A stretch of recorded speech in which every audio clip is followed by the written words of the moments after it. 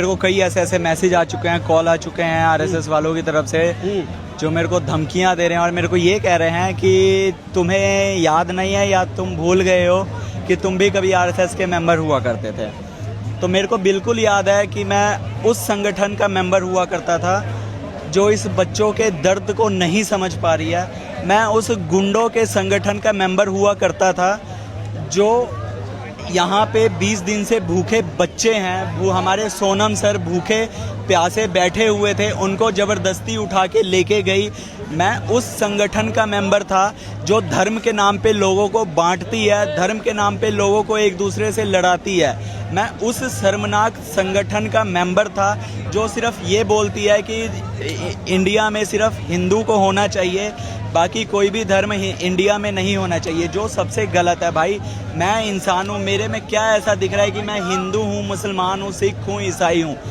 मैं हिंदुस्तानी हूँ भाई। कोई भी बंदा मेरे को यहाँ पे नहीं आके कह सकता कि भाई तुम्हारा धर्म क्या है, तुम्हारी जाति क्या है, तुम्हारा पात क्या है, तुम क्यों यहाँ पे आए हो। भाई मैं अपने ना देश को बचाने के लिए यहाँ पे आया हूँ। जो सिस्टम हमारा ख़राब हो रहा है ना भाई, जो यूथ 21 बच्चों की जान गई है ना भाई, उनके इंसाफ के लिए आया हूँ। और एक चीज़ मैं तुम्हें ये बताना चाहता हूँ, आरएसएस वालों, बीजेपी वालों, चाहे जितना मर्जी धमकी दे लो तुम, मैं यहाँ से नहीं हिलने वाला और मैं अपने देश के लिए लड़ूंगा। चाहे मेरी जान भी चली जाए, तुम लोग मार भी दोगे मेरे को उससे भी कोई फ़र्क नहीं पड़ता। जैसे कि मैं यहाँ पे कई मीडिया वालों ने मेरा इंटरव्यू लिया और मैंने सबको कहा है अगर मैं मर भी जाऊँगा तो यहाँ जो लोग मेरी वीडियो देखेंगे वो बोलेंगे कि एक लड़का आया था अपना घर छोड़ के और देश की खातिर उसने अपना जान गंवा दिया। क्रांतिकारी के नाम से जाना चाहूँगा और मुझे तुम्हारी धमकियों से फ़र्क बिल्कुल नहीं पड़ता है। जाओ अपने घर में चूड़ियाँ पहन के बैठ लो। और घमंड, रावण को भी घमंड था कि उसकी सत्ता कोई नहीं हिला सकता है। रावण को ये घमंड था, उससे पढ़ा लिखा कोई नहीं है, लेकिन उसका घमंड ऐसा टूटा कि मिट्टी में मिला वो और कभी भी मिट्टी से उठ के उभर नहीं पाया है। तो इसीलिए तुम भी ऐसी मिट्टी में मिलोगे ना कि तुम्हारा नामो निशान मिट जाएगा। शर्म करो भाई, शर्म करो। कब आपके अंदर, मतलब आपकी अंतरात्मा कब आपसे ये बोली कि मुझे जो है, मतलब आरएसएस के आप कार्यकर्ता थे कि हमें जो है ये छात्रों के साथ जाना चाहिए?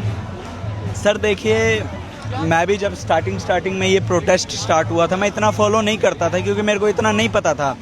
लेकिन अचानक ही 2 हफ्ते पहले मेरे इंस्टाग्राम पे काफ़ी रील्स आने लगी, मेरी फीड में काफ़ी रील स्टोरी आने लगी।